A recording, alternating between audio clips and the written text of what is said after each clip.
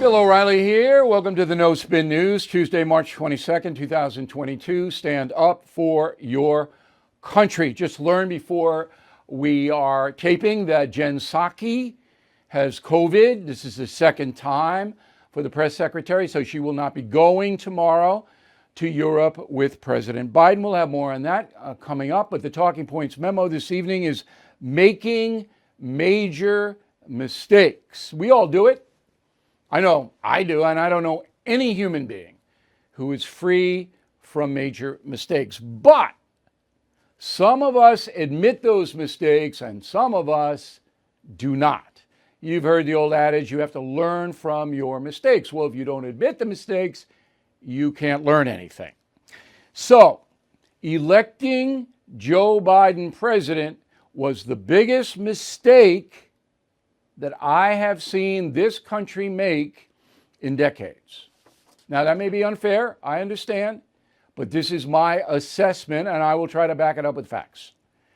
Okay, so I got a full screen, put it up. I got a missive on the message board on BillO'Reilly.com from James.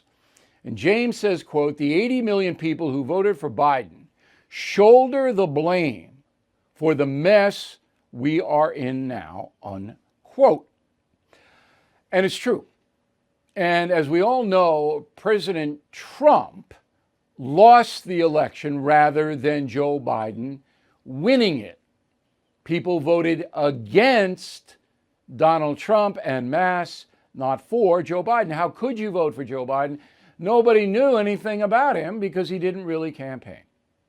And while he was vice president for Joe Biden, he was kind of invisible.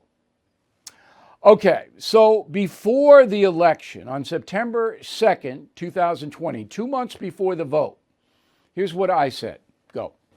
If Biden's elected, Biden will be in there. He'll be waving to you, smiling with the capped teeth like this. But he's going to sign anything that the Senate and House send him. You want to confiscate private property by a wealth cast? Joe's going to sign it. Okay? You want to ban guns? Joe will sign it. And then they'll let the Supreme Court sort it out. So that's why this is the most important election in my lifetime. Because the country's on the line. It's not about men, two men. All right? It's not about that. The country is on the line. And I hope you understand, and I hope you will discuss this with your friends and family. So you're not voting for a man here. You're voting for a philosophy. Traditional America versus radical left America. And what I said is exactly true. The first day in office, Joe Biden stopped the XL pipeline, attacked the fossil fuel industry in the USA, slapped regulations on harvesting more oil, promoted an open border policy on the southern border, tried to raise taxes through the Build Back Better bill. He did everything the progressive left wanted him to do. The reason he stopped the pipeline and attacked fossil fuels was global warming. That lobby came in and said, hey, we got to get away from all of this pollution-based stuff, so you got to make it hard, and you have to cripple America's energy industry as it is now and do the Green New Deal, and he did. So where are we now? The country's been severely weakened by energy, and Putin's on a rampage. I'll get to Putin in a moment. So just the stats, as I always do. Right now, we're standing at 8% inflation month to month. That's a lot. Food up 8%, energy up 26%. Now, here's some good news. I expect the gas prices to peak July 4th. All right? And then they'll go down. They'll peak about $5 a gallon on average. More in California, less in Louisiana. But that's what I expect, because you're starting to see production ramp up in OPEC and other places, even in the United States. But still, Biden has not lifted the moratorium on drilling on federal land, especially in Anwar, Alaska, where no one lives. Okay? So, and then the Ukraine thing will be over by then. I'm hoping the Ukraine thing maybe has just a few weeks left in it. The Russians have got to be exhausted, but I'm just speculating here. But what I'm not speculating about is President Biden. He's a disaster. And all the polls show it. Even the people who voted for him, he's down now in the mid-30s in some polls, job approval. The people who voted for him, particularly the independents, are going, yeah, he's not doing it. Because you can't punish the American people by having them pay more for goods and services, and we are, and then say it's Putin's fault. That's a joke. I mean, that hurts you. If Biden were to say, look, I made a mistake, I tried to transition into green energy too quickly, I think most Americans would forgive him. But to divert and say, oh, it's Putin's inflation, it's Putin's fault, everybody knows it's a bunch of bull. Trump had to deal with COVID intensely. Remember, we didn't have a vaccine when COVID first hit. Trump developed it. We didn't have inflation under Trump. We didn't have supply line problems. All of a sudden, Biden gets in and we had inflation like crazy, supply line problems all over the place, and he's going COVID. Well, wait a minute. You know, Trump had a year of COVID. Didn't happen there. So, look, this isn't a political talking points memo. This is a very simple memo. We, the people, made a mistake by voting for Joe Biden. Okay? And I remember a conversation I had with a liberal friend of mine, very smart guy, and his wife on the beach in Eastern Long Island, and they were, trashing Trump. And I don't care. I understand why people don't like Donald Trump. I mean, same reason people don't like me. You don't like strong personalities. You don't like swaggering guys. Okay, it's fine. And I said to these people, I looked them in the eye, I said, look, you vote for Biden, he's going to hurt your wallet. You're going to pay more money to the government and for stuff. And they went, oh, well, it's worth it to get rid of Trump. Is it really worth it now? Trump is on Stuart Varney yesterday. He's going, well, Putin never would have done this if I were president invading Ukraine. You can make an argument for that because Putin didn't do it for 4 years under Trump. It's speculation. Trump believes it. You can't challenge him. It's an opinion. But certainly, the world was a much calmer place under Trump than it is under Biden. There's no doubt about it. And the big mistake that Biden made outside of his crazy economics, which is, that's going to be harming people for the next year or two, was Afghanistan. And then Biden again, well, it was excellent. Well, what we did was great. And everybody's looking at him going, what? So when you have that level of incompetence, and that's what it is. All right, I said this and I stick by it. The only two presidents that performed worse than Joe Biden were James Buchanan, who basically led the nation into civil war, and Herbert Hoover, who did absolutely nothing to relieve the suffering of Americans once the Great Depression hit. Okay? That's where Biden is. All right. What can you do now? Or we're all in this together, right?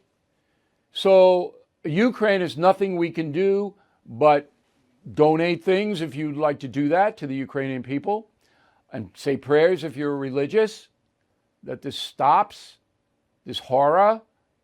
But on inflation, you can take a look at your budget, your household budget, and you can find places to cut. Now, I've done that here because I operate on a working class mentality. I know a lot of people don't believe that, but I do. So if I'm paying 26% more for gasoline, I'm paying more than that here on Long Island. I could find ways to cut back a little bit, all right? And it's almost like a challenge for me to keep my budget, my monthly budget at the same level. So you can do that. And you have to do it if you don't have a lot of assets. If you don't have a lot of money, you have to do it. As you may know, inflation is out of control thanks to the policies of this administration. Retirement accounts are especially vulnerable now. When inflation goes up, your savings goes down. Protect your hard-earned wealth against inflation. Please call the people I trust at American Hartford Gold. They will show you how to protect your savings by diversifying your portfolio with physical gold and silver.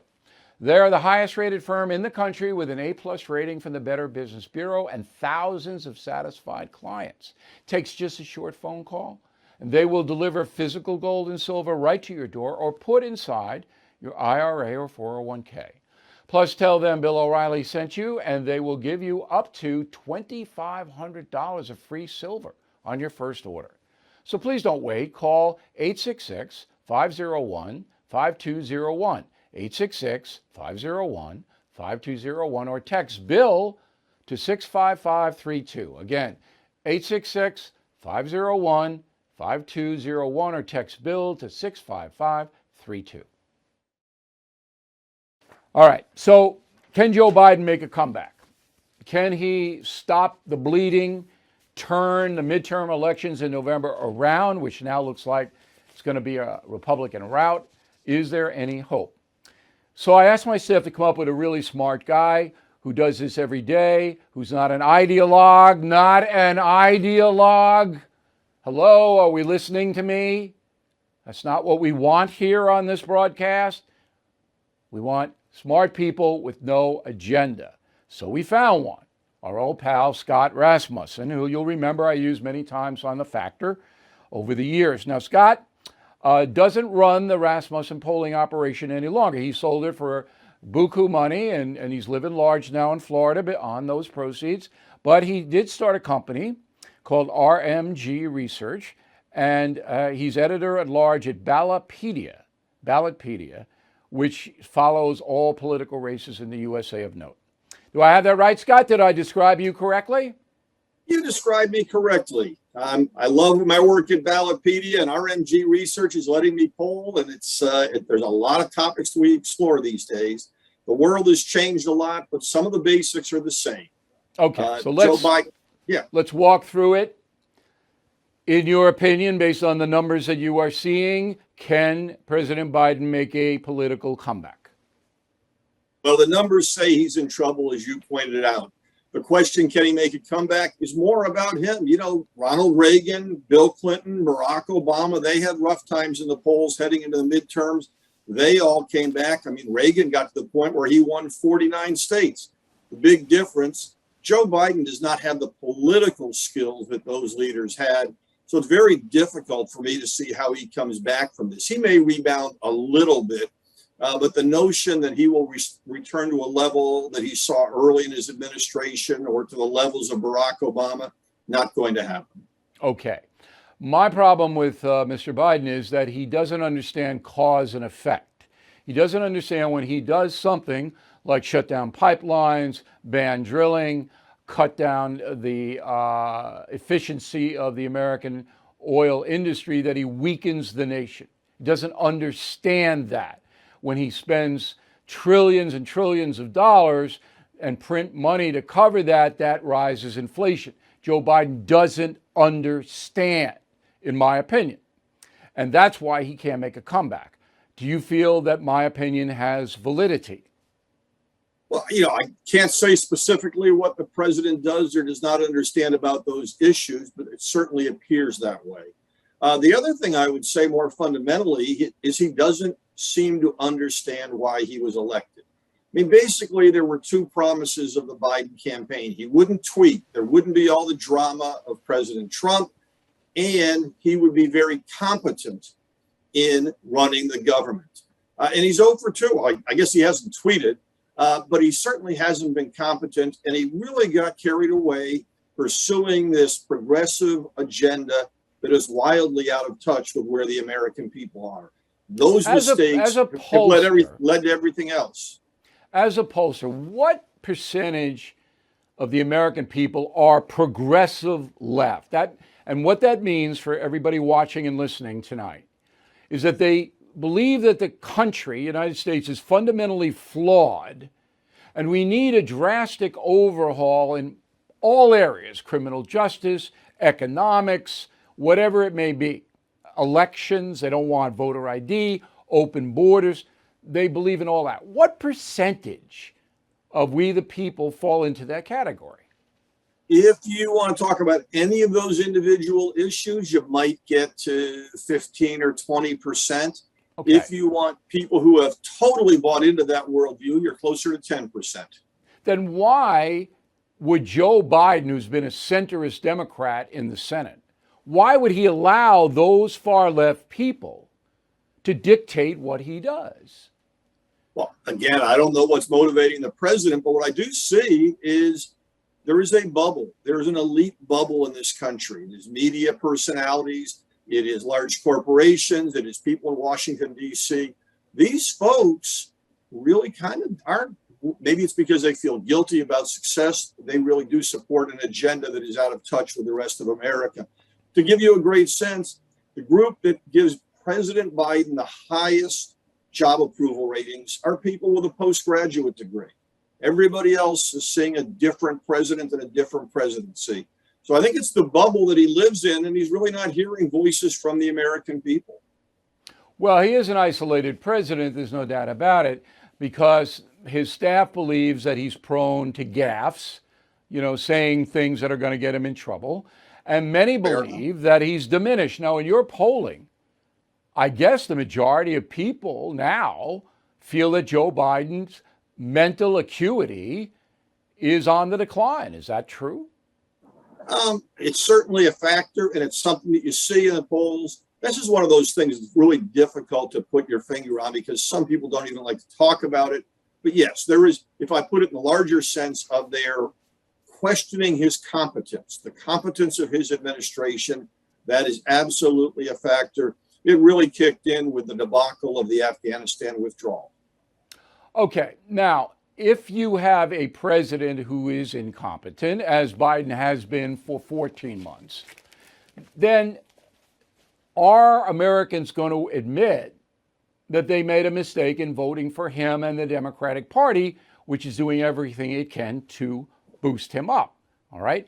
Will people admit, I made a mistake? I may despise Donald Trump, but he'd be better. And you don't even have to say Donald Trump. You could say any Republican. All right? I made a mistake in voting Democrat for Biden. Do you think the electorate is ready to do that? It's hard for people to admit the mistakes, as you made clear right up front. I believe if you define admitting a mistake as voting for the other party in the midterms, absolutely. If it's admitting a mistake is thinking ahead to 2024, it's difficult right now. I don't think Joe Biden's going to run again. It'll be difficult for any president. No, he's not going to run again. Yeah, I think one of the things that's going on here is the political left assumed that Donald Trump was promoting these wacko policies. They didn't understand that even people who don't like the president liked a lot of his policies. And that has thrown them in a bad direction. Yeah, so will but the American that's partly Donald Trump's fault, which is Yes. why I did the history tour, to stop that crazy bombast and get into the policy successes. And when he was with me, he was fine. But now he's right back to the election, and then, all right. So from my analysis, and this is the last question I have for you, my analysis of the poll shows that independent voters, which elected Joe Biden, okay, that was the deciding factor, independents. There was. They have gone way against Biden now. They don't want to hear about Biden. Am I wrong? You are correct on that, and the Democrats will pay a price for it in November. The only question is, how good a year will it be for the Republicans? There's still some concern among the GOP, or at least there should be, that they might not get control of the Senate. They're favored to do so, but it might not happen. But it's going to be a good year for the Republicans, and it's all because of President Biden. Okay. Tell us just a little about Ballotpedia. Can the folks benefit from doing what? Ballotpedia is the encyclopedia of American politics. It has more data, neutral data on any topic. In fact, it's the only political site out there that has a readership including Republicans, Democrats, independents, progressives, and conservatives, because you get just the facts. So and how do we get it? How do we get it? You go online to ballotpedia.org. That's all you have to do. It's free. You're not charging? It's free. Nope, it's free. You can sign up for newsletters. It's a great service. Ballotpedia, one word, BALLOTPEDIA.org. Yes. And there's Scott Rasmussen. I'm going to ask my staff to go on every day, Scott, so we may be bothering you in the future to come on and explain certain races to us as the midterms get closer. We really appreciate your time. Good to see you, Scott. Thank you. Good to see you. Attention savvy investors looking for predictable monthly cash flow. How about double-digit targeted bonus returns? If you want the safety and security of a real estate investment, but without the hassles of being a landlord, you probably heard of NRIA. NRIA is an industry-leading real estate development firm in its 15th year. They develop in strategically located, lower-risk, high-demand neighborhoods that are based on supply-demand imbalance. They are a great fit for safety-oriented investors who want cash flow and diversification in carefully chosen real estate. So you can learn more about the NRIA Real Estate Development Fund at nria.net, or you can call 800-800-1414. That's easy, 800-800-1414. An offer of securities is only made by the NRIA Private Placement Memorandum. Read it first. Past performance does not guarantee future results. NRIA is a real estate development firm. Learn more at nria.net. Okay, here is the message of the day. So, one of the reasons I wrote Killing the Killers was because I was stunned to learn about our weapons systems, what we have in our arsenal, what America has. Let me give you just one example. China has 300 nuke warheads to put on missiles. 300. You know how much the USA has? How many? 4,000. We have technological weapons in space right this second that hunt down and assassinate enemies of America. You will never hear about it. How could you? The people are vapor. The attack comes from space. Bang. In Killing the Killers, I take you step by step how that happens. A lot of classified information. If I go to prison, I go to prison. We got it. I put it in a book. It is amazing how powerful this nation is. And Americans don't really know it. They don't really understand it. If we wanted to vaporize Putin, we could do it in an hour. Boom. But we risk World War III if we assassinated him, blew up the Kremlin. Then Russians could get their subs, whack. Russians have a lot of nukes. Okay? But it would take us an hour to get Putin if we wanted to. But you don't risk nuclear war by doing that. Can't. No responsible person could. Right? But Americans do not know the power that our president, the commander-in-chief, holds. I mean, I talked to Trump about this so much privately. I mean, that he was awed because he didn't know. He had no idea when he got elected president what the power was that he held. Nobody knows. So when you read Killing the Killers, this is a whole different ballgame now. This is telling you exactly where the United States stands in the world vis-a-vis China, Russia, the jihad, all of that. And it's vital that you know it so you can put things into perspective when bad things like Ukraine happen. Because all of our lives are at stake here. But the weaponry, nobody on this planet has ever even conceived of the stuff that we have. And that's true. It's not science fiction. Killing the Killers. Thank you for watching and listening to the No Spin News. We'll see you tomorrow. Supply chain issues have been a catalyst in bringing high-tech manufacturing back to the USA. My tech expert and founder of Brownstone Research calls it the Great Recalibration, and he discusses it in his newsletter, Near Future Report. For the past 35 years, he has helped his subscribers safely navigate volatile times, and he also answers your most pressing questions, like how to protect your money from inflation. What are the implications of a new digital currency and the Great Reset? What will the Fed do with interest rates? And what is expected from the stock market in 2022? Brownstone Research has been at the forefront of nearly every major market move for the past 35 years. Let Jeff Brown help you by signing up for his newsletter today at a 75% discount. It's a 12-month subscription for only $49. Please go to jeffbrowntech.com.